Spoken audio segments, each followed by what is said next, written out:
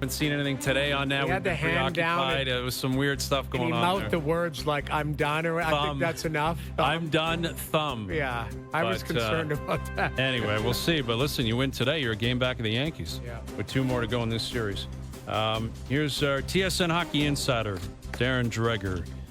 Dregs, what'd you make it today? Good.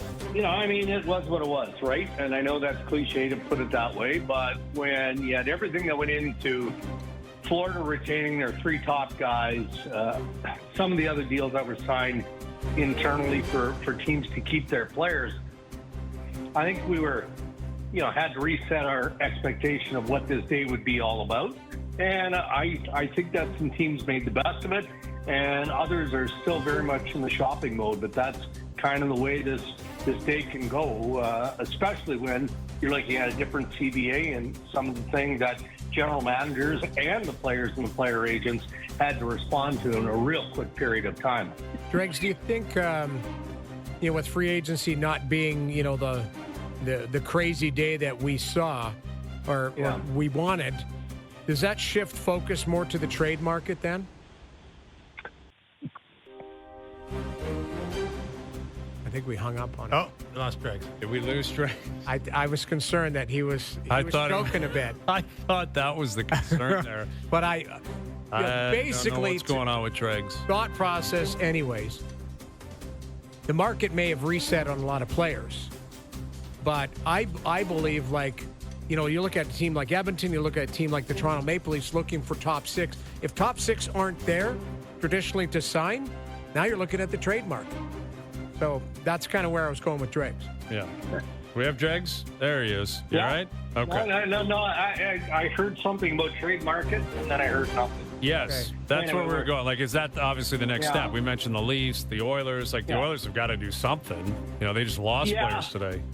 You're right, because, you don't have to have an educated eye to look at the remaining unrestricted free agents, and there'll be some bargain shopping that happens in the days ahead and throughout the summer, but not for the pieces that certain teams need. You're right. I think Toronto was hopeful, but they weren't expecting that they'd get a crack at Brad Marchand. I don't think that Brock Besser was a good fit in Toronto, but they still had to nibble there to see. I'm sure that Brad Treliving has thrown his hat in the ring on Nikolai Ehlers. I don't think that Nikolai Ehlers wants to play in Toronto. I think he wants to literally stay out of the spotlight. He found it bright at times in Winnipeg, so Toronto is a completely different beast. So how do you acquire that top 6 forward that Toronto is in the market for? And it's going to have to be via trade. And I'd love to be able to sit here, guys, and tell you, okay, they're targeting this player or that player. Can't do it. And that could also be because teams don't know yet who is entirely available. And then you shift over to the Oilers, and you're right. But what's obvious with the work that Stan Bowman has done is that they're opening themselves up for all possibilities. And maybe there is some free agent work that can still be done for Bowman. Mangiapane, I think, was on their radar. I was driving, so correct me. I don't think he's signed anywhere. No. Beyond that, then I think you don't have a choice. You've got to look at what is available to you in trade. Brian Rust's name has been attached to the Edmonton Oilers, mostly in media speculation. So at least Stan Bowman has some wiggle room. But now the pressure's on Bowman, too, isn't it? You look at what Bill Zito and the Florida Panthers did in basically bringing their lineup back. Sure, they lost some pieces, but the significant core of the Panthers is there, and the Florida Panthers were way better than the Oilers in Game 5 and in Game 6. That's just the reality of the situation. Throw Zach Hyman into the equation, maybe it's a little bit different. So again, unless there's just this magic top 6 forward that pops loose into the market that we're unaware of, Edmonton's got a bit of a problem here. For me, they do. And then look, they've got Bouchard signed. The Draisaitl money is on the book, so they prepared for that by clearing out some of this money. But that doesn't make them better. It just makes them compliant. And then they're looking over their shoulder again, and there's the Florida Panthers. So I can only imagine what Connor McDavid and company are thinking at this point, but that can change. Hey, Drake, so many players obviously decided to stay with their incumbent teams this year. And, I guess that makes sense in the case of Florida. Marner was the exception in Toronto. But makes sense of what happened with Brock Besser here. Hayes was just saying that was his biggest surprise of the day, that you see Brock Besser hit free agency, and surprise, he's back with the Canucks.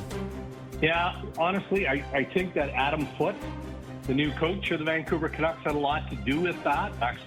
I feel like that group feels pretty good about themselves. But they're not done yet either, right? You look up the middle of it. Philip Hedl is a big story because he's healthy. If he can stay healthy, then maybe he covers off their number 2 spot.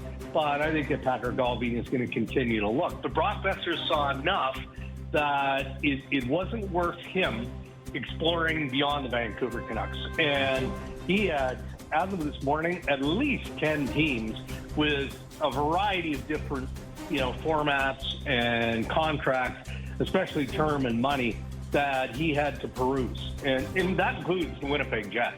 Winnipeg saw Brock Besser as being as good a fit as they could find in replacing Nikolai Ehlers. And it didn't take long, once the market opened at noon, for Brock Besser and the Vancouver Canucks to come together on that 7-year term. So a bit of a head-scratcher, but more from Besser's perspective, I think, based on some of the other options that were available to him. With Darren Dreger, TSN Hockey Insider, I guess we could be into offer sheet season, technically. Love it. Yeah. Are we bracing for any? Where do we stand on that? Well, I mean, it I guess more or less actively happened with Keandre Miller going to the Carolina Hurricanes, because that offer sheet threat was real, right? So Chris Drury and the New York Rangers wisely said, all right, well, let's just figure out compensation. Let's make a deal, and we'll do the sign and trade. And it got a bit more complicated, which is why we didn't spend a whole lot of time reporting on it during our live coverage on TSN. I was told that the league didn't intervene. They had to iron out some of the wrinkles that can go along with a transaction like this, because it's layered, right? And so they had to get through that, and the agent Ian Pulver had to negotiate fully, I guess, what that sign would look like, and it's 8 years with a big number going to Carolina, but the threat of the offer sheet was there.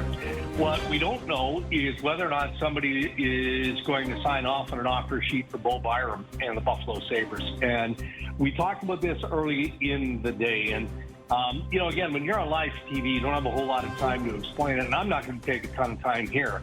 But so I think that the agent here, Darren Ferris, who represents Sam Bennett and Mitch Marner, made it pretty clear, and has made it abundantly clear to Kevin Adams, well, they haven't requested a trade. Byram's 2 years away from unrestricted free agency. He has